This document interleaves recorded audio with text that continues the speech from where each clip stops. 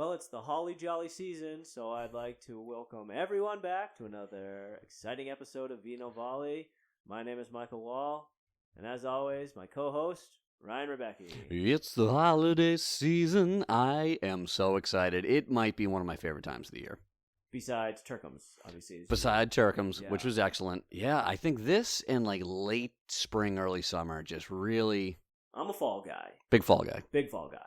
Just, as I think we talked, you and I fall on different spectrums of the body warmth. Correct. Right? You have like 7 layers on. Correct. Where I'll have like 1, and summertime it's only socially acceptable to take so many layers off. So I find myself more prone to the fall weather. You got a lot of versatility. Leaves are changing. Yep. It's wonderful. And then you lead into, Christmas time is my favorite time of the year.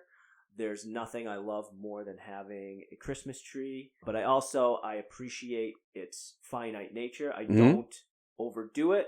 Yep. Talking to those people who put their Christmas decorations up right after Halloween, shame on you. Aggressive. What makes it special is that it's only a certain amount of time, so at least give it to after Thanksgiving. Give each holiday its due, and then enjoy it to its fullest, and then look forward to it next year. So that's my soapbox. No, that was good. I loved it. The decorations, lovely, tasteful. The lights outside, just picture you gotta perfect. have crisp white lights. Yep. So from the outside, your house just looks pristine. Like those respectable people. Inside, tree tacky as shit. Like just color. As a kid, I'd have we had the big colored lights. We had some that were blinking randomly. Yeah. Like garland that was just came with a seizure warning. Like a gold python just wrap. The thing was Can't buy tinsel anymore. Yeah. Yeah. But we've made do. But again, I just that's got to have some character. It's got to really show who you are as a white trash family. No, just anyway. Episode 4. No, that's 5. This is 5. This is 5. Yeah. I was gonna say episode 4 was great. It was great, but we're on 5. I went to a dark place. We all did. Yeah. And some of our listeners, thought that we should stick to the lighter side. Sometimes we got to go down that rabbit hole. I think we brought up some good points. Yeah, I think so. Our niche is that the lighter side where we've got that banter, we've got that joking. So hopefully we've brought it back. We don't go back down into the dark place. Correct. So, but other than that, how are you? Good. It is indeed the holiday season. Been running acapella Christmas almost nonstop. I freaking love acapella music. It is great. It is Pentatonics, right? Oh god, it's so fucking good. It's just magic to the ears. Just get you in the holiday spirit. Glee Christmas album is pretty. Every time Lea Michele sang, though, it always looked like she was going to let out like a blistering fart. Like she just had that look on her face. I mean, maybe she does. I don't know. It's TV. Who knows? I don't know. They can edit that all out. She can fart in my mouth any day. I mean, I mean, whatever. Call that the reverse Dyson. So, but yeah, no, we're in the holiday season. We are fully into hockey season for my oldest. I was able to experience that masterpiece. You did. You attended a hockey game. He's got to get in the thick of it. Yeah, and you have an open invite to any game you want to because you were. Gotta set the tone. You gotta set the tone. It was exciting though. You get to witness a youth hockey game. You were the most excited person there. I had way too much coffee, and it showed later on the toilet. Yeah. Yeah. Which, to circle back, Tushy 3.0 is now out. What? Yeah. And? I think they're still running a Black Friday deal, too. You can get it for like $80. I literally only poop upstairs because we don't have one downstairs. Eleanor knows. She's like, Dada, why do you go upstairs? I was like, Eleanor, why do you think I go upstairs? She's like, because you like to poop where the bidet is. I was like, that's right. Smart girl. Girl knows. I'm saying, it's out there in the world now, so Christmas is coming, so maybe... Oh, maybe that would be a great Secret Santa gift. Yep. Yeah. So love that. But no, it's good. We're around the corner getting to Christmas ahead of what usually is my Christmas schedule as it pertains to gifts and planning. Huge. So now it's just teaching the use of America for another 3 weeks till we get to the holiday break. Can't wait. Love it. How have you been? Fantastic. Although I think we went 1 week, 2 weeks without another respiratory issue. Yeah. I am I think I sound good. Yeah. And I'm gonna do a shout out to Zicam, their chewable gummies to like the zinc or whatever to help lessen the length of a cold. Okay. Game changer. Highly recommend. Highly recommend. Okay. So fingers crossed that it's not another 7-week episode, but yeah. So Awesome. other than that, all's great. We are again. My wife, God bless her, we have a great system. She does all the Christmas shopping. I do all the wrapping. So Okay. I think we're in a good spot, but honestly, I have no idea until the Amazon boxes and things start coming. I gotta start wrapping. So speaking of, yes, my wife bought one of them things from the interwebs that goes over the wrapping paper and has a blade that slides down the wrapping paper. Yeah, dude, wrapping gifts fully torqued because every time you cut it, it's a perfect slice, and that sound just like makes your ears tingle. And there's something about I like using the scissors and worrying every time if I've just gouged the coffee table. I like to live dangerously. So we bought BJ's had a roll for like $9.99. This thing is thick. Yeah, we've used it I think for 2 Christmases and like not even made a dent in it. Really? Yeah. Damn. It was. Yeah. So. I also have to share the story today in Target with my tall, beautiful wife. Doing some Christmas shopping, walking around, and she makes it a point to go through like the Magnolia home section, the Hearth and Home section. Sure. And right before you get there, and I'm pretty sure every Target is like that's where they put the candles. Yes. And big candle guy. Yep.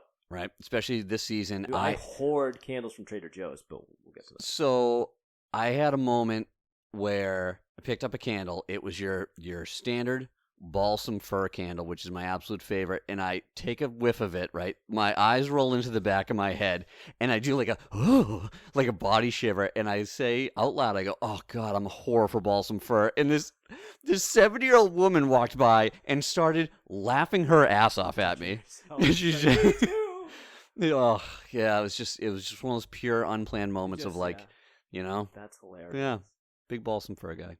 Or Fraser fir. All the firs. Oh, all the firs, man. You get a balsam and spruce candle. Yeah. And just turn on the pellet stove and my clothes just come right off. So, in case you ever invite me over and you have the fireplace going in balsam fir and I'm just a balmy 84 balsam. Just like Bruce Almighty. Yeah. Trader Joe's has these little Fraser fir, balsam fir candles. Yeah. And like I literally just take my whole arm. I have like 12. Mine. I had 8 from last year left over, and Jess was like, "Oh, we're here." And I was like, "Grab more." And she's like, "We haven't gone through." And I'm like, "Grab more." Yep. You never know. No, you never know. But we rock them like in all. So good. They're fantastic. So good. I digress. So all in all, yep. Feeling ollie jolly. Yep. Love this time of the year. Enjoy to the world. But if we're talking about what time it is, it's Mike Wall Honesty Hour. It is the Mike Wall Honesty Hour. It's simple. Yep. It's 2. One of which is, obviously in last episode, there was a little bit of a snafu with a name, Donald Glover, Donald Driver. Danny Glover. Danny Glover. So there is actually, we obviously came to the point that I was incorrect in who I was thinking about, but to that point, we never really aired, is there a Donald Driver? And the answer is yes, there is a Donald Driver. He was a wide receiver for the Green Bay Packers. I remember. So he might have been 84 or 81 for the Green Bay Packers. Whatever. Yeah, okay. But Donald, if you're listening, my bad. And that's all we have to say about that. Yeah, awesome. And the other one, some of our listeners may have been looking for a certain response from the most punchable face, your son Ryder in particular. Yeah. Ryder's been put in the penalty box. Yeah. Because he was kind of, we found that after 3 or 4 episodes, it was kind of a one-trick pony, that it's just the hair. Yeah. And as, I think of him, as godson, even though your other wild child is technically correct. We just expect a higher level from Ryder. Yeah, so he's dig deep and find that the real hate, the visceral hatred. Yeah, so he's on at least a 2-episode hiatus. Well, we'll go back. We can go back to the well. You might not have for this one. Okay. We'll go back and just see what he's got to say, and if he's just like he's got stupid hair, you're not going to make it out. But so that's it. Okay. 2. Good. We're getting better. We are getting better. We'll see. It's all about improvement. It's all about setting the tone, really. Set the tone. You got to set the tone. All right. Premier League is back after one of the numerous annoying international breaks. Yep. A lot to catch up on. We had Europa. We had Champions League. Yeah, we'll try and stay laser focused. Yep. We're going to touch upon that in Gentle touching. We don't want to cut ourselves short on our episode idea. Right. But yeah, I think we have covered... Yeah, we did our housekeeping. Yeah. So, to all our Vino Volleyers out there, it is time to pop those corks, indulge in healthy pour, and dive stud showing in today's episode. So, Rye, as we always do, let's start talking about the wine we're going to be drinking today. All right. We, for this episode, are drinking the Vigna Zorzal Graciano. Is a 2019 vintage. I know I mentioned it last episode, but looking at the bottle again, it speaks to me. Black label with a bird on it, but it has like the entire cardiac system. It has like the heart. It looks like an early 2000s like emo album. Like it looks like a My Chemical Romance album cover, which maybe that's why it speaks so fondly to me. But anyway, that's subseparate to the wine. The wine is Spanish. It is, here we are on wine.com, as always, is a high-acid Graciano, the last of their grapes to be harvested in the vineyard around the village of Correa. Following a light maceration, the wine ferments in steel. 25% of the wine is racked in French oak for malolactic fermentation, correct? Correct. Excellent. The rest happens in steel. The wines are blended and stayed 9 months in their lees in French barrels. Tasting notes are all over the map, as we saw. Oh, I'm going to hit a few. And we've read. I have, it's herbal and vibrant with pungent aromas of bay leaf, spicy and very tasty. It just says spicy and very tasty, so it's like bay leaf, spicy, really tasty. Flavor profile. No, I know, that's why. It tastes like very tasty. Oh, okay. It's not like a very well-written sentence. Hold on. Okay. This medium-bodied wine has very fine tannins, pungent acidity, and a long and tasty finish. The herbs turning more into flowers with time in the glass. ... Can't wait to be drinking a fucking daffodil. Another bargain. So this could be, to quote the 1994 Disney classic Aladdin, Diamond in the Rough. I honestly, I love that movie. I had no idea no? where you're going with Oh, that. dude, every day, I wish I could take you to school with me, and you could just listen to the nonsense I reference. The other day, I walk in the door, shut the door, I'm like, all right, kids, here, it's Friday. To quote the 1996 Disney animated classic Mulan, let's get down to business. Again, big singing episode from Ryan and Becky today. I'm feeling it. I'm loving it. I'm also exhausted. So, Vivino went way down the rabbit hole, and this is where I feel like some of these things are just absolute bullshit. So it starts with cherry, raspberry, red fruit. Okay. I think there was 431 people had those tasting notes. Okay. Cool. Leather, earth, smoke, blackberry, plum, dark fruit. Okay, you still got me. Okay. Oak, vanilla, chocolate. Love all those things. I hope I get a little bit of that. Yeah, but that's so far that's at least a dozen different tasting notes. Here's where we get to the bullshit. Okay. Cheese, cream, yeast, lavender, hibiscus, brioche, marzipan. It's just naming things in a grocery store. And the list goes on. So, again, I think maybe beauty is in the eye of the beholder, tasting notes is in the ask for every seed, the mouth of the drinker. So we'll see what we get out of it. I feel like I've been a one-trick pony with the fruit forward, dry finish. So I'm hoping to get a little bit more out of this based on I'm hoping to get some cheese out of this. I am terrified of that. Just a hot Havarti in there. Oh, God. Oh. Ugh. With that, let's get our official cheers. All right, let's do it. Oh, very good acoustics. All right, so looking at it, it's got a good red color when up to the light. Not super, super dark. Good legs? Yeah, let's give it a little swirl. Good legs on it. See what the nose says. It's a good nose. It smells like a red wine that I would enjoy. It does. That's all I really can tell from the nose. I mean, it's not as strong as a few that we've done before. I feel like what was the Lebanese wine? Yeah. Ooh. Yeah, you got strawberries right away on that. Yeah. This is a mystery. Ooh. This is going to be a singing episode. Okay. Definitely fruit forward. One of the more drier finishes we've had right out the gate. What do you got? I taste apple. Apple, huh? Apple. All right, let me see. Was this one of them? It's got really good legs. It was 6 people. 6 other people tasted apple, but I'm just more excited that this is an honest. I taste something different. I taste maybe a Granny Smith apple. It's a little too, but I definitely taste apple. Okay. I'm going to say apple. Apple. All right. I can't pinpoint down what it is, but I like the mouthfeel of it where it's drier right out the gate versus the thirst-quenching Lebanese wine we had last episode. It is tart. Yeah, it is. Yeah. So, and definitely higher acidity, so I hope you took your Pepsi today. Every day. All right. Yep. All right, so... Nice. Let's see how it opens up, because it's supposed to open up into flowers and hibiscus and tastes like a nice brie or... diving headfirst into a field of dandelions. So itchy. So, just to tie everything in, as we are drinking a Spanish wine... Spanish. Yes, Spanish wine. Every time. Every time.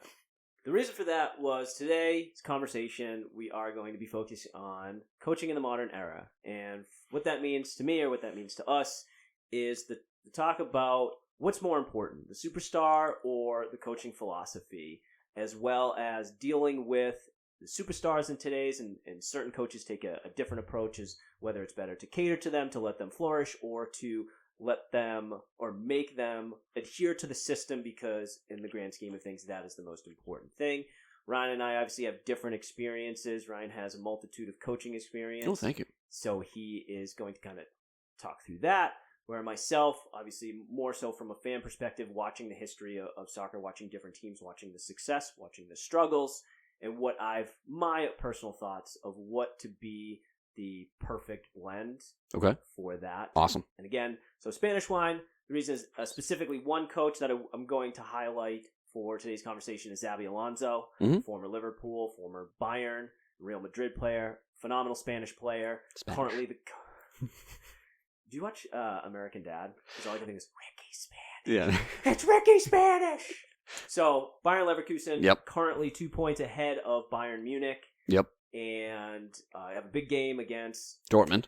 But again, if you are a fan of the game, not even a fan of the game, watch some of the highlights, because it's kind of like the Dutch team, that Total Football. Everybody, it's fluid, it's beautiful, it's fun, it's exciting, and it's worth high pace. And I mean, I didn't get the numbers, but obviously Bayern Leverkusen, I can't imagine their total salary is going to come close to what. Know anything about the Bundesliga specifically? Bayern basically buys the league. Yep. Buys all the players, it doesn't matter what team. Right. Dortmund was the clear number 2 for a number of years, and you had Lewandowski, Hummels, bunch of players just basically went, were bought. They had a good year at Dortmund, were bought to go to Bayern. So that gap, but they're still able to be successful on this stage. And again, kind of talking to that, is it when you have a cohesive system, when you have 11 players who buy into it and are able to show that, is that more effective than having those superstars who may not be as fluid? You're just buying them because of the clout, the individual talent that comes with it. So that's why we're drinking Spanish wine. I'll obviously circle back to that. But Rye Guy, if you have your own thoughts on coaching, I kind of want to hear from your personal experience before we bring it to the professional stage. Awesome. So let's paint a picture. Stunning stuff right out the gate. We're on an audio medium. Correct. So people can't see what I'm currently wearing. I can. You can. Would you like to describe it to the people? I toned it down. Haunting. So I think, last episode, Ryan has brought his best Mike Ditka. Again, you can Google it, or you know what? Social media page, I'll post our, probably a Mike Ditka and then the SNL, Ditka is God. But he's got his coaching hoodie on. He's got a hat. That backwards looks good. Thanks, forwards, man. The brim is just way too wide for his face. Oh, I got a little face, yeah. Yeah, but he's got the big coaching glasses and just stellar mustache, and is ready to rock it. All right. So, as we mentioned before, I've been coaching for a very, very long time. Since I got out of undergraduate, I started coaching wrestling.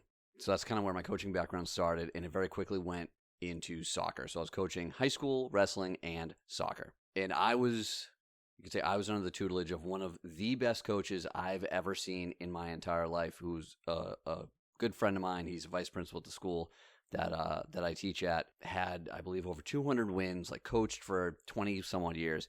And the way that he ran things, is kind of how I base my coaching off of, which I'll talk about. I will try to leave the wrestling aspect out of this, but it did help shape how I ran soccer. You just started tackling people. Yeah, it's just brute force and ignorance. Yeah. And if you don't get ringworm, you ain't doing it right. And sorry, that's pretty much all I know about Yeah. wrestling, which is very crude and mean. It's part of the game. It is. It's part of the game. And then taking what I learned and implemented at the high school level, and then kind of paring that down to coaching at a much younger youth level. Even with my 4-year-old, some of the things that, and I wouldn't do everything at the high school level that was with a 4-year-old, but still kind of have the general concept of core values. Thank you. And after every practice, both with my 4-year-old's team and my 9-year-old's team now, and even when I was coaching at the high school, our motto was always work hard and have fun. Love it. That's how we break everything down. Every practice, that's how we break it down. And that's how we would break it down before every game and after every game. Because at the heart of it, sports should be fun. You are playing a game as competitive as it could be. It should still be enjoyable for you, because when that enjoyment isn't there, then you're not performing at your best and you're not doing it for the right reason. Right. And I try to sell it to all of my kids, whether they're 4 or 9 or 14, that working hard is fun. Yes. Because working hard, you're building your skills, you're applying the concepts you learn in practice, and that should show up on the playing field. And as kids get older, the harder they work, the more fun it should be, because you should have better success if you are working hard, putting in the time. So that's kind of my coaching motto. And I think you and I are the same in Yes. that, like, not everyone gets a trophy. No. Eleanor, we just went through it tonight where we had a race up the stairs and she like kind of tripped on the stairs, so I jumped over her. Love and, it. Like absolutely fucking lost it. And then told her mom that I stepped on her hand and that I cheated. And Sometimes you got to take the L. Again, she like wants to win so bad. She's still learning, and we have to, we say, Eleanor, what does mom and dad to say about losing? Mm-hmm. And it's, you don't have to like it, Yep. but you have to accept it. And again, I never want like kids to feel bad, but I think there are some that if you need validation for just being there, Yeah. at a certain point, I don't think athletics are for you. There has Correct. to be that drive to win. Mm-hmm. And if you don't win, it's that fire inside that like, I don't like being second. Correct. So I'm going to do what I need to do to not feel this way again. Yes. And that's what I love. Again, you're gonna alienate some folks. I get it, but I just think in the grand scheme of things, when it comes to athletics, there has to be. You can't always be like, "Hey, you showed up. Here you go. Job well done." Yeah, there is a time and an age where that needs to be phased out. Yes. And I think that's something that, I think I do when I coach, is that, hey, you're here.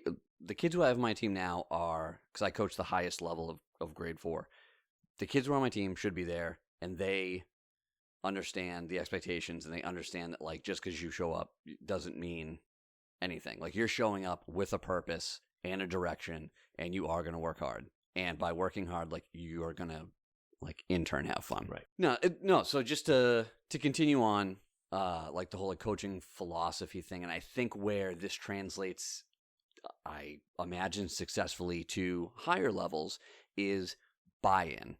Now, we're talking about professional soccer players, professional athletes who are the best at their craft. If they weren't, they wouldn't be playing professional soccer and making fucking millions of dollars. Multi-millions. But to have a successful team, you need to be bought in. And I've told all of my teams, minus the 4-year-olds, because, I got like 5 kids in the team. Like, whoever shows up, shows up. Yeah, exactly. And I'll go with what I got. Yeah. But for my 9-year-old, and when I was coaching high school, I coached high school soccer for 7 years, 8 years. I remember. And it was fun, and I learned a lot. But the big thing that I carried with me was getting the kids bought in, and that I would take, to have tryouts. And obviously, the kids are more talented than others. And, trying to cut down a team. And obviously, there's some kids who are there just because their parents want them to be there, which... That's not buy-in. Yeah, they didn't make the team. Yeah. But I would take... Some of my favorite kids were bubble kids who, you're like super raw. you're definitely not the best player on the team, but you know what? That kid is happy that he made the team, and he's going to work his ass off. Yeah. And like that's like I would rather have a team of kids who are going to run through a fucking brick wall for me and learn every day and be better and be focused than like the kid who's been put on a pedestal, you know, year after year, like, oh, he's the best on the team. He knows he's the best. He's super flashy. The whole like prima donna aspect of soccer, I cannot stand. Yep. And that's how I kind of, coaching soccer, build my team that like, hey, whether you're the best or you're a kid who's fighting just to get some playing time a game, like you show up, you work hard, and you buy into what we're doing here, because at the end of the day, winning as a team is what it's all about versus like, oh, hey, like so-and-so got 4 goals, but we ended up losing, you know, or so-and-so got 2 goals, but we end up losing 5-4 because half the team doesn't play defense. Right. You know, it's like stuff like that. But that translates to the professional stage, and some of the top in the league right now, you have Klopp and you have Pep. Mm-hmm. And Klopp's mentality is you got to buy in, you got to want to be there. Yeah. And if you're a player that doesn't want to be there, he's not going to be the one. He doesn't want you. Yep. You could be the most talented, but if you're not committed to what he wants you to do, there's the door, and he's happy to let you go to move on to where you want to go. He's not going to hold you back. Right. Same thing with Pep. Obviously, I mean, Man City, we talked about them, but we also talked about the Saudis, like those players that the buy-in. If the buy-in isn't there, they're just going to go for the paycheck. And Guardiola is one that Man City, he'll let you go to rivals. He let Sterling go to Chelsea. Mm-hmm. He let Cole Palmer go to Chelsea. He let Jesus go to Arsenal. Mm-hmm. So his thing is he doesn't prevent you if you're not willing to be a part of the system, to buy in. If it means that you're not going to get as much playing time, fine, go. You want to go to our rival? Yep. That's fine, because I trust my team. I'm not scared of you being able to go to this team. So there's that buy-in, that mentality. It's seen on the biggest stage and with some of the most successful teams in Europe currently. Yeah. One story that I vividly remember, and one of my former players is actually a listener of the podcast. Which is awesome. He's never written in, though. He's not written in. Maybe this will encourage him to do so. But he did a presentation at the high school the other day, and I see him every once in a while. He'll come in and say hi. Great kid, was a great player for me, and he mentioned the podcast, how he likes it. It was great. His year was the last year I coached because, and I'll circle back to why I stopped coaching, but his year was also my toughest year coaching because I had a group of kids who pretty much refused to buy in. And with that being said, I ran soccer practice like I would a wrestling practice. Like, I had these kids doing Spider-Man push-ups the length of a football field. Like, I had these kids doing buddy carries, like, up and down the field because they're like, hey, we're all in this together, and you know what? Practice should be harder than the game, and even though we're carrying each other on the field, like, that's going to build camaraderie. Like, you got to pick someone up. Like, you've got to, symbolism. You're carrying somebody across the field. That's symbolic of like, hey, I got your back if, you make a bad play. Or, hey, I can pick up your spot if need be. So my former player won the last game of the season, and he was great all year. Like, this kid bought in. He hated running. And I hope he's listening to this and he knows this. He's admitted to me several times. Hated running because before every practice, I would have them run a minimum of 2 laps around the whole complex. And the idea was at any point in time, you had to touch the outside fence. And if some kid cut a corner, everyone's doing it again. If someone did it again, that person stayed and watched everybody else run. So it's about staying together, the camaraderie, the buy-in of what I'm doing, and there's reasons for it. Anyway, I digress. Last game of the season, it's pouring out, it's muddy, we're somehow going to get the game in, and 3 of these players who just all year like couldn't get them to buy in. They were pretty quality players. One of them was probably one of the better kids on the team. Just attitude through the roof. Knew he was talented, but like just didn't play a team game. He got 2 other kids to not show up. Saw him after school. Hey, why don't you guys go down and get the water? Like, we're going to go out there. We're going to get a good warm-up. Yeah, okay. Bailed on the game. So now I'm down 3 players, but the kids who did show up were the kids who were bought in, the hardest working kids, Yeah. might not be the most technically sound, but they showed up, and we ended up beating a Brookline team, like in the mud, in the rain, with, not the most talented group, but the kids who bought in and played for each other. Yeah. And it was just like a feel-good moment. And then that was the last game of the high school soccer game I coached, because Beautiful. I realized that my message wasn't going to get through to this next generation of kids. Right. And we talked about this before it aired, but like the climate of when we were athletes, Yeah. it was your coach was basically an extension of a parent. Yeah. A lot of role models for kids were their coaches. Mm-hmm. And it was whatever the coach told you to do, you did it. And Yep. if you didn't do it and you got chewed out, and we would get chewed out, Yeah. it was always on you. Yep. Today's climate, we've seen everybody's got a video camera. There's a huddle. The coach is chewing out the team or chewing out a player for not adhering to, again, the buy-in. Yep. That coach gets fired. Yeah. So, yeah, it's... Now, luckily, my dad was my youth coach. So, similar to Ryder. And It's does it translate? yeah, my dad was the best coach. He was awesome. Silver Fox. Back when he would run, or like could run, now that, when his knees were better. Oh, When he could bend his knees. when he could bend his knees. It was awesome. Yeah. And like it was just the buy-in, and so. So that's a big thing, and we're gonna talk about this as we bring it to the big stage. Is I did see a coach choke a kid once, though. well, that's you watching Varsity Blues? No. Oh, this is in real life. Oh, yeah, no. Okay. Yeah. My dad was the vice president of the Youth Soccer Association where we played, and they had to kick this dad out of the league because he, like, full-blown Homer Simpson to Bart Simpson, choked his kid on the sideline. Well, I mean, that goes beyond coaching and... Oh, yeah. domestic There was a lot of issues there. Yeah.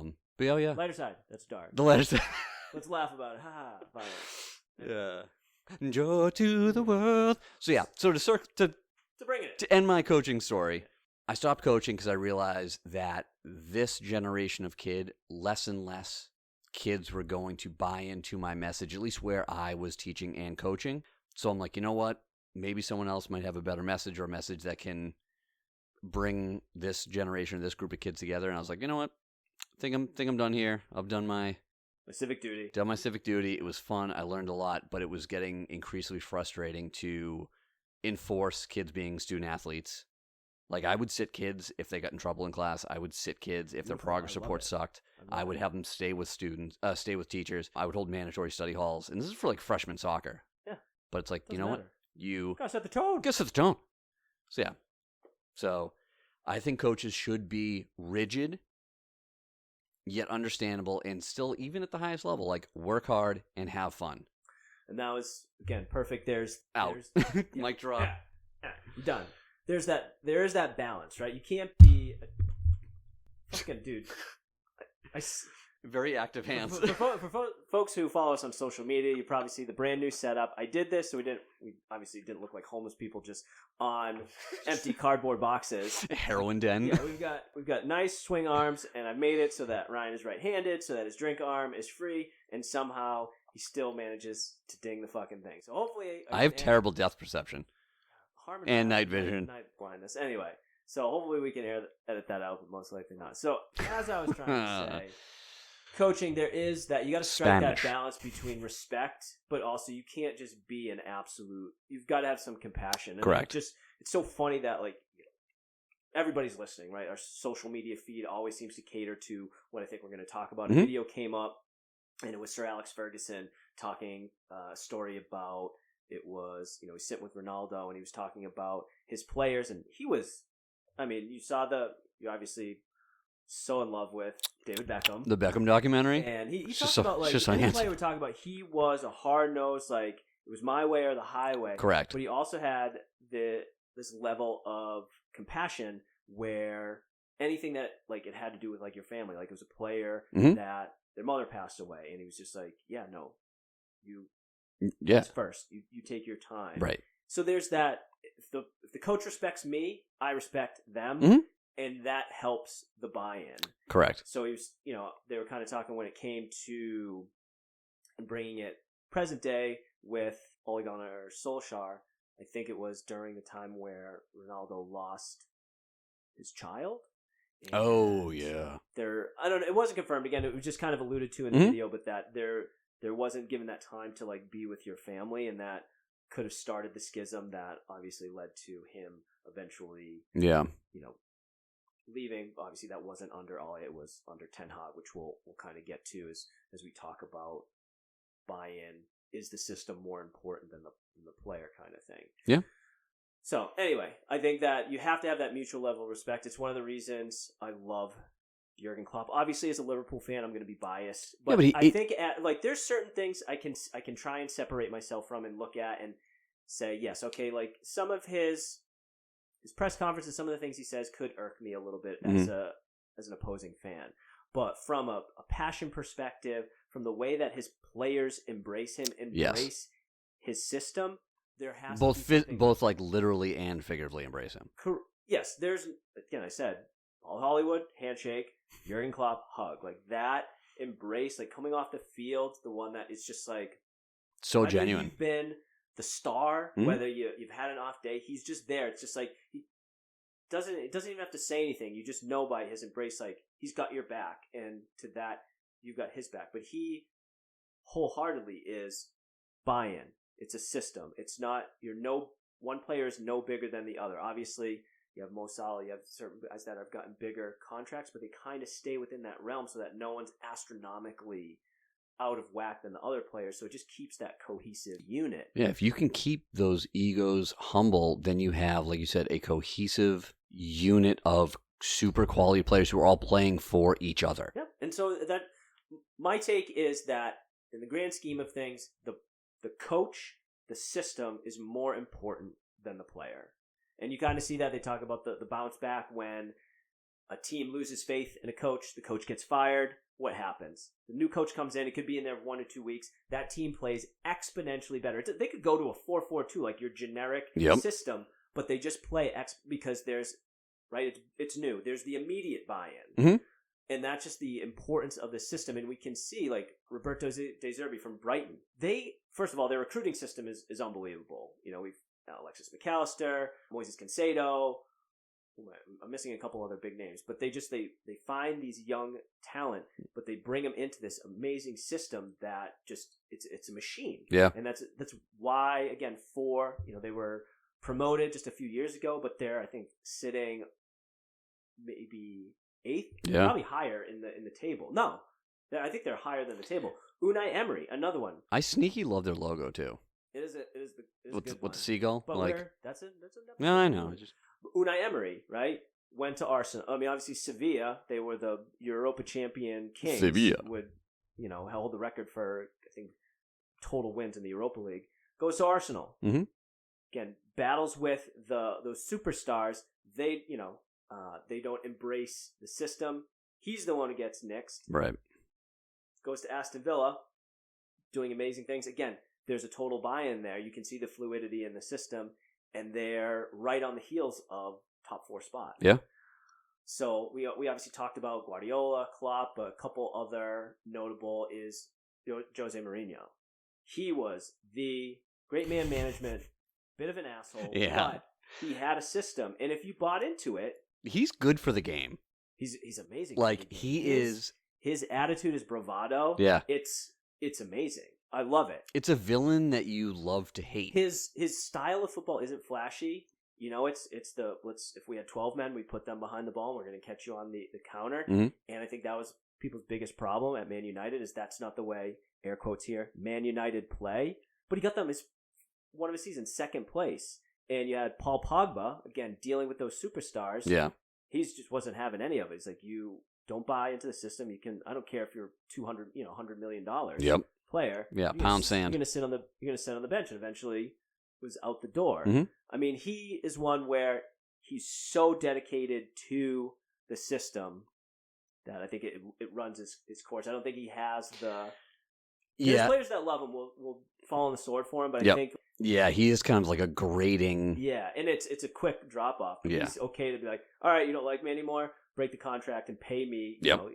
I wish we could get a stat of how much money he's made based on breaking contracts from Man United, from Tottenham, from any other. I think Chelsea also when he after his 2nd stint. But But then there's the other flip side of that coin. Oh, Claudio Ranieri, perfect of the system. Leicester, I mean, obviously the Cinderella story. Yep. They had Jamie Vardy, obviously the big players, Ryan Mahrez. Yep. Eventually went to City, but the big one was N'Golo Kante. There it is. Just like, again, that system, it was amazing. Good, but everybody's got to buy in. Mm-hmm. And I mean, 5,000 to 1 shot, and they were able to win the Premier League. Yeah. So unbelievable there. Then on the flip side of that coin, you have Pochettino, Chelsea, where all they did was, let's bring in these superstars. Let's spend all this money. And they've turned it around a bit, but they're still they beat Tottenham down 9 men and then lost 2-0 to Brentford or something. Yeah. And it's, again, Pochettino, I think he's a great coach, and I think he even talked to it about the players not yet buying into the system, that you got to really throw yourself into the tackles, into the fray, much like your son when he plays hockey. We're getting there. So again, he has that system, but you can see when it's not implemented, you can have $600 million in a midfield 3. Right. Doesn't mean shit. Ten Hag is another one. It's more than 9 Hags. Now, personally, Ten Hag, I liked his stance. He went head to head with Ronaldo because Ronaldo wasn't playing his style of play. I think the Claude Julien, 2-way hockey, wasn't coming back, wasn't tracking back, so he wasn't being put in the system. Now, when he was in the side, they were scoring goals and they were winning games, and he was the hero. Right. But it was on that individual effort, whereas you stymie that, you find a way to block that individual, you've got 10 other people who are kind of trying to figure out how to work in a system where you have that outlier. Yeah. And I saw it today. Right now, I don't think there's that player buy-in. There's something going on behind the scenes where, whether it's they don't agree with his system, they don't agree with his man-to-man tactics, the way he deals with players, there's not that buy-in. Today, watching them play Newcastle, it looked like 11 individuals playing a game. Yeah, it's all hero ball. They didn't have I didn't see it an identity. It was, so you'll have those, when they played in the Champions League, Garnacho had this amazing... Loaded. Nachos. Had this amazing bicycle kick. Sure did. Then Bruno Fernandes had this unbelievable kick from outside the box. Individual moments of brilliance that put them, but as a cohesive unit, then they absolutely crumbled, ended up tying 3-3, and now, the fate is out of their hands for the Champions League. So there's that. It's got to have that, circle it all back. You got to have the buy-in. Yep. 100%. The coach is more important than the talent. Mbappe, we brought him up. PSG, sure, they're great, but they've gotten close, but really have never been able to put it together on the final stage of the Champions League. And I think it comes down to, when you're up against a team who's drilled in that system, they can nullify individual talent. Mm-hmm. So you've got to have that adoption. You got to have that respect. You got to have that buy-in. Yep. Which is why my personal thing is, coaching in the modern era should be no different than coaching the way it was back then. What I say goes. Mm-hmm. There has to be respect mutually. Correct. So that it's the only way you can move as a team. And again, no player is bigger than the system. Mm-hmm. Do that. Yeah. How's that wine? It's good. It's good. I've been periodically sipping it. Changed it all? You tasting the flowers, the floral? It's definitely opened up a lot more on the nose. Definitely one of the more drier wines that we've had. Yeah, I'm struggling for moisture here. But it's good. I'm still... This is a type of wine that I would probably... I'm saying it now halfway through, purchase and drink on the regular. I feel like it checks a lot of boxes for me, taste-wise. So yeah, that's what I got going right now. I think it's even though it is drier, I think it's mellowed out a little bit. It's not as acidic as when we first poured it and had our first initial sips. Yeah, I'm not getting... I guess, do you equate tartness with acidity? Yes. So then, I'm getting a little bit of strawberry. I don't know. I just sniffed the microphone. Just talking into my wine glass. I'm sniffing the microphone. I don't think I don't think they teach that at sommelier classes. You know what you do is you just fucking cough in your palm and then sniff your hand and then. I'm still getting a lot of apple, but I am getting some berries. Oh as god, well. audio medium.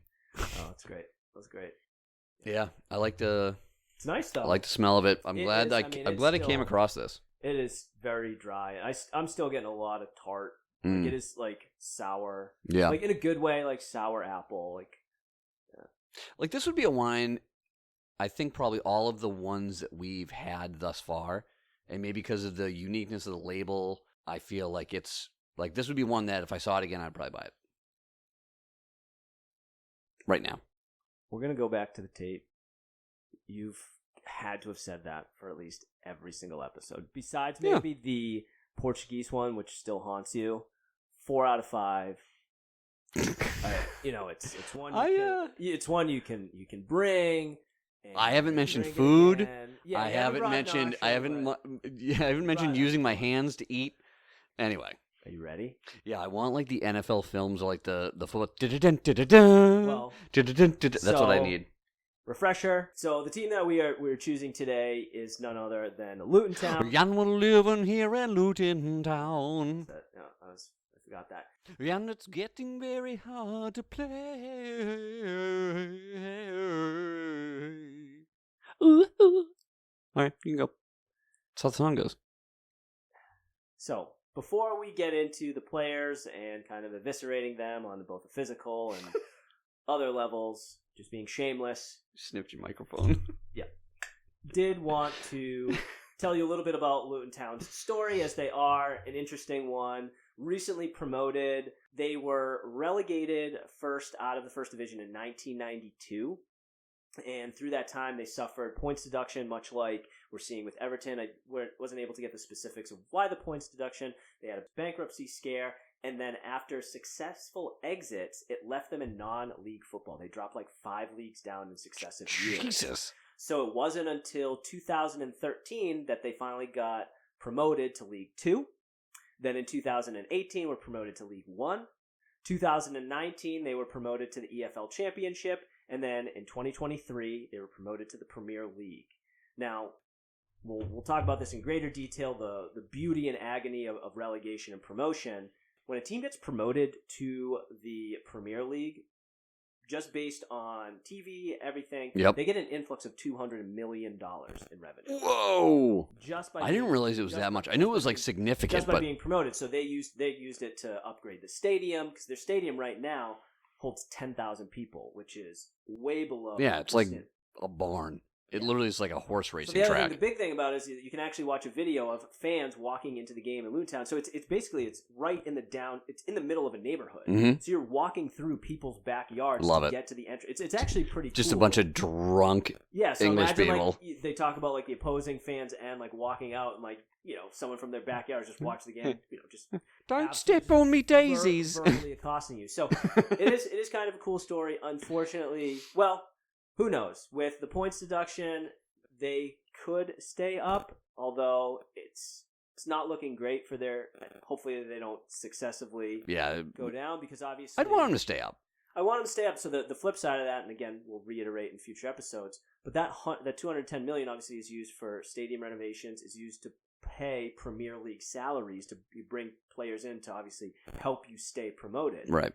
When you get relegated, you lose those TV rights, but you're essentially still paying out those Premier League salaries, so it can be pretty devastating on the team. So we hope they stay up. Yeah. But to that, let's talk about who we want to hit in the face. And we're going to start. We have 2 write-ins. Okay, awesome. We obviously know that Ryder's still in the penalty box, so 2 write-ins. Yeah, he's out. We're going to start with Jess. Hi, Jess. Hi, Jess. Jess, short and sweet this time. Okay. But still, I think it hits home. This week, I'm punching Alfie. Go Alfie Doherty. Oh, still Alfie Doherty. Alfie Doherty. Guy looks the type who you'd punch, and he'd just get right back up and ask if that's the best you had. Infuriating, but mildly impressive. I do agree. Yeah. He looks like he's got a solid chin on him. Alfie Doughty in the picture that I'm looking at right now. looks like a kid that has been swindling and pickpocketing for like since he could walk. Like in 2 subsequent pictures, one of them looked like he's like, "Oh, can I have some more porridge?" And then he's like, "Oh, a little coin for your troubles, sir." And then the next one, he looks like he is 55 years old, struggling to play. Just like He's 23 years old. yeah, Yeesh. Probably looks older from being punched so much. No, that's true. And the next one comes from, I think, our favorite from the fan entries is CJ. CJ. Coming in hot. CJ's a little hasty. He said, "I'm speeding into the punchable face parking lot on 2 wheels this week. Hope it's not too late. It's never too late. It's never too late. Until it's too late. Got to be Louis Watson. That drive-in movie theater screen of a forehead makes him look so punchable, and he's got that shaved lower half of his head and a headband pulling back his hair to expose more of his huge greasy face is like he's asking to be punched. And he's out on loan like a loser, whatever that means. Loser. It means that he most likely wasn't going to get any playing time, so they loan him out, so basically the other team will pick up that player's salary or whatever. You borrow them. They borrow them. Yeah. So, but they pick up the salary, so it's not on the club isn't paying the whole wages. They might be paying part of it. It's all worked out with the club. Right. The other part of it is a loan is when you play against your team that you are originally from, and you can't play against them. Right. Love the podcast. Cheers, CJ. Love you too. Cheers, buddy. 2 solid entries. Can't find a picture of him. Well, I'm just going to go with the greasy. Maybe it doesn't exist. Mm. Did you, Google him? No, I'm looking at the roster. I typed in Google and I went to players. Well, type in his name. No, I'm not Would you going like to to. go first? Not going to. You go first. Me. I have 2. Okay. Sorry. First one, Ross Barkley. And the reason for that is former Everton player. Yep. You can take him out of the team, but he'll always be an Everton player. I say it's like wiping your ass and finding out that there's a hole in the toilet paper. Yeah. So you get the poop finger. Yeah, so you can wash your hands as many times as you want, but the shit still is. You know it's there. It's still there, and that's what he's the hole in the toilet paper. He can leave. He can go to whatever team he wants, but he's always going to be an Everton player. He's always going to be a piece of shit. Into that, and also if you look at his face, that chin is jutting out. Yeah. He also looks like he's perpetually just sucked on a lemon too long. Yeah, no, he looks permanently confused. Yeah. In every single picture, it's like he's trying to solve a fucking the quadratic equation. What? Oh, he's trying to figure out Wordle for the day. He's got little beady eyes. Yeah. So I mean. Yeah, he's got that big Clark Kent chin. Oh yeah, you could get 2 full fists and you wouldn't even touch the bottom. You could just Hadouken. So that's my passion pick. Okay. Ross Barkley. Go on. The other one, this was more of just a random one, is Jake John Philip Berger. Excuse me? Buy a goddamn last name. Okay. Jake, John, Jimmy, Joseph. You've got 3 first names, and then you're just Berger. No. Buy a goddamn last name or get rid of one of the first names. I also checked because he looked really young. He's a member of the team but plays with the U20 under 21s. Okay. Because on Google there's no picture available. Right. You gotta really dig deep. It's just the one team picture. He plays with the U21s. Okay. He is 19, so it's not corporal punishment if I want to hit him. Okay. He's not a child. He's legally an adult. But yeah. Fucking just too many first names. Pick one. Anybody has that many first names? Or hyphenate names, it. You can't no. That's not better. That was I went to school with a Gary Thomas Jacobs. Buy a last name. Oh, it was Gary Thomas Jacob. Last name Thomas Jacob. No, Gary Thomas? Gary Thomas Jacob. Oh, it's not better no matter. Well, actually, I don't even remember. Anyway, it stunk. You need a last name. Yeah. You need to be I guess Berger is kind of a last name. It's just Berger. Lisa Berger. So those are my 2 picks. Ross Barkley is the far and away favorite. Well, it's going to be hard to find pictures of these people, but anyway. Hit me with it. Those are good. A couple stood out to me, and again, I admittedly have not watched more than probably 11 minutes of Luton Town football / soccer this year. But my process, of course, is type in the team into Google and then go to players, and the first image that comes up. That's what I do every time. I don't do a deep dive. My pick for Luton Town is Ryan Giles. Or Giles. I don't know. I looked at him. He looks like the British Sling Blade Like he's got like the haircut that all the kids have. French fried potatoes. Yo, gonna kill the soccer ball. Yep. Like he's got the haircut. It's like a fade, but it's like poofier in the front, and just he's got another massive chin. He's got another Clark Kent chin. Yeah, people just asking for it with these genetics. Yeah, I mean, we didn't make the rules, okay? We just abide by them. If you got a big chin, you get one. And then if you do a deep dive into his pictures, he kind of looks like a poor man's Christian Pulisic. In a lot of these pictures, like there is a. So you're punching him because he's trying to be a Pulisic wannabe? Because if you're trying to punch him because he's Pulisic, you might alienate a lot of people here. No, it's just like just an observation that like as you scroll through these pictures, it's like it's like a poor man's Christian Pulisic. It's like what is that? Because Christian Pulisic's like a handsome guy. Yeah. I don't know. The one picture I see of young Ryan John Giles here, just we'll go to Sling Blade. Another movie I haven't seen, but alas, there we go. All right. That's all I got. I had another one. Thought Alfie was a good play. Alfie. He's a good one. That's great minds think alike. Jess. Yeah. And then if you are on the Google and you want a quick laugh, look up goalkeeper Tom Krul, who looks like your drunk uncle at a party. He's like, yeah, hey, I just need like $200 for this thing. No, you'll definitely get it back. Yeah, no, it's cool. Yeah. How old's your girlfriend? Like it's like weird, awkward conversation. Tim Krul. There you go. Goalkeepers. I know Tim Krul. Goalkeepers seem to always make the list Norwich. somehow. Might also been a former Newcastle goalkeeper. Yeah. Yeah. There you go. Ryan Giles. All great choices. Yeah. Good for us. That wasn't too much animosity. No. Because there's really No. there's really no threat with Luton Town. Like it was like yeah, okay. Living here in Luton Town. Spanish. Now that we've kind of rounded out the most punchable faces, it's time to talk about who we are going to choose next week. Okay. I feel like this is like Carmen Sandiego, like at the end where it's like, where do you want to go? I want to go. I think I want to go Chelsea. Oh, dude, I love it. Yeah, that's a great pick. Because I think that'll be the last episode before the new year. We'll do one other episode in December. Yeah. So yeah, we'll choose Chelsea, a nice one that I think we can really sink our teeth into, right? Bring us into the new year. And Ryan, why don't you tell us the wine we'll be drinking, and I'll tell you how it ties into the episode. All right, next episode we're drinking Le Grand Noir. It is a French red blend of Grenache, Syrah, and Mourvèdre, which I have never had, and I hopefully pronounced correctly. Well, we'll post the picture, but what's on the picture? It is what seems to be a sheep in a vineyard. Yes. And so the reason for this was a little bit, I had to search for the image. Okay. And it's because it's sheep's wool. Yes. So we're lanolin, like sheep's wool. We're going to be talking about the history of the scarf. Oh, what a good topic. Yeah, so I thought this was a good one. I've, ever since, before I was a true fan of the game, my cousin, who we've talked about, went to Anfield, saw a game, bought me a scarf, and this is Anfield scarf. So I always wore it. I wore it for every game, but I never, I don't really see scarves in any other sport. No. Besides soccer. Well, not from, you see race car drivers, used to have the scarves. But from a fan perspective. Old-timey race cars, wearing goggles. Yes. Like Le Mans. Right. Yeah. Anyway. But I can't think of another sport where scarves are a prominent apparel.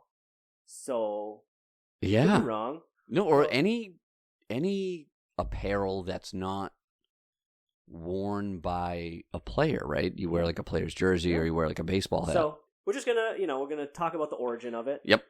Where it came from, how it's morphed, how it's evolved into what it is today. Mm-hmm. And thoughts on certain types of scarves, like the ones that maybe have both teams. How you do you pick a side, or do you how do you? Are we wearing our scarves for next episode? We wear our scarves. Okay. Yeah.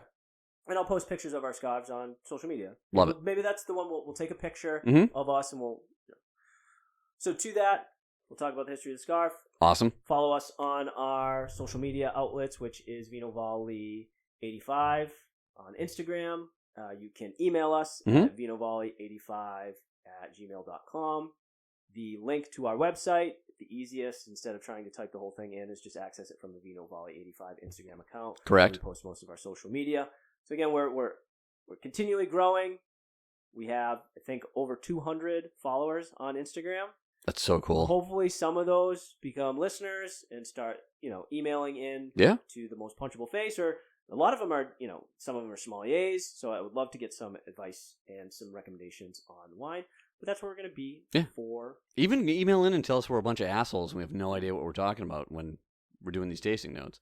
We know that, though, but it's okay because it's in our own circle. That's correct. So let's close it out, Rye. All right. Let's give a final score, final thoughts on the wine.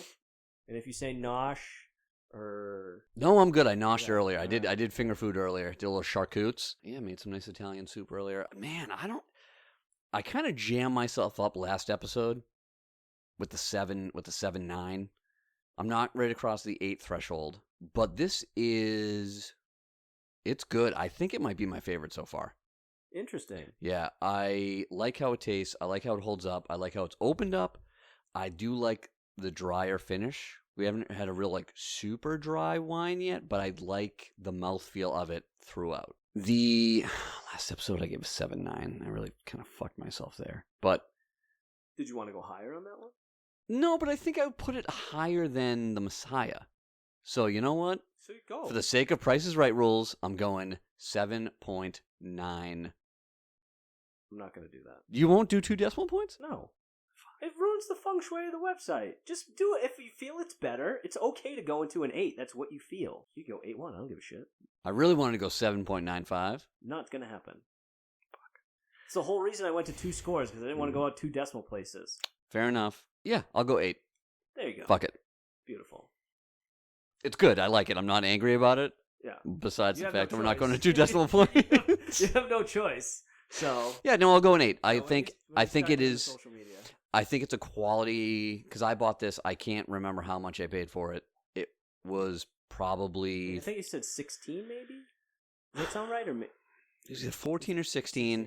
I do think it's a bargain buy. I think it punches above its price. Yeah.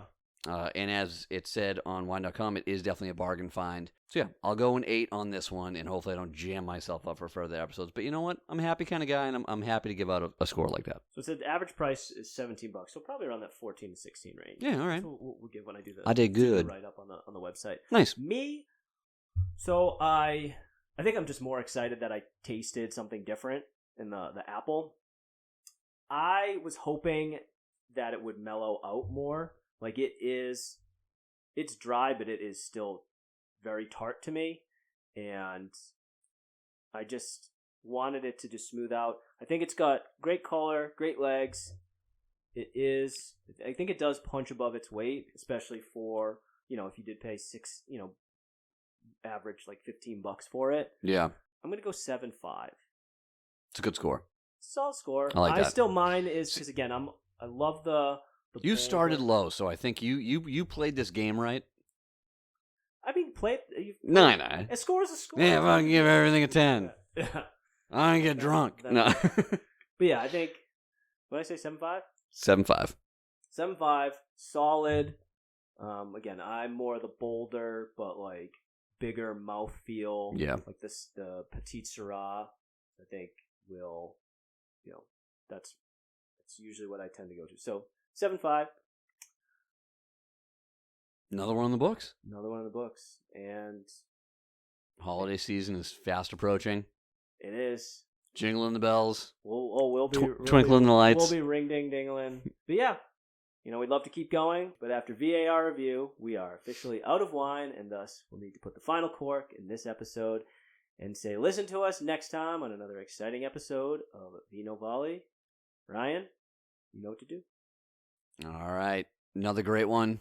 Always a good time. Good wine. Good laughs. A little bit of history. Always remember to sip and soccer responsibly. I bid you a Freddie adieu.